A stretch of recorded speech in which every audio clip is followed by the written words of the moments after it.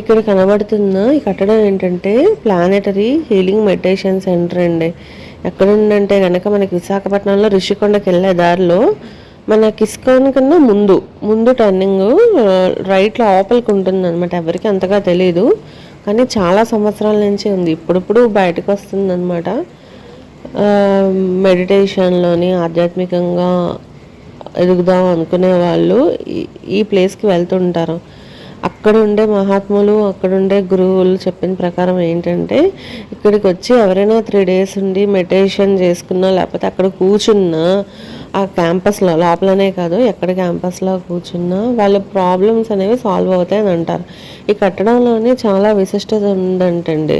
మనకి క్రియాయోగ సాంప్రదాయంగా చెందిన మహాగురువుల ఆదేశం ప్రకారము ఇది కట్టడం జరిగిందంట.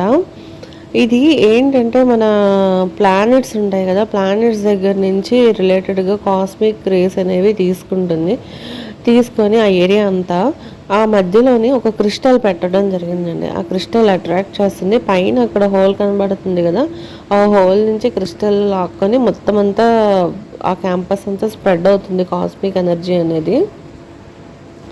కాబట్టి లోపలనే కాకుండా ఆ క్యాంపస్లో ఎక్కడ కూర్చున్నా వాళ్ళ ప్రాబ్లమ్స్ అనేవి సాల్వ్ అవుతాయని అంటారు అనమాట.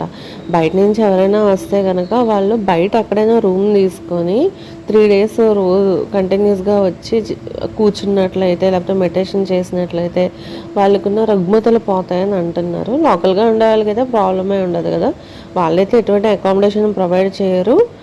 మనమే బయట ఎక్కడైనా ఉండి తీసుకోవాలి అవుటర్స్ అయితే కనుక.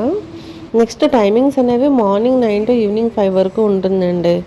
వీళ్ళు ఎటువంటి ఛార్జెస్ లాంటివి లేకపోతే పర్మిషన్స్ లాంటివి ఏమీ ఉండవు అన్నమాట.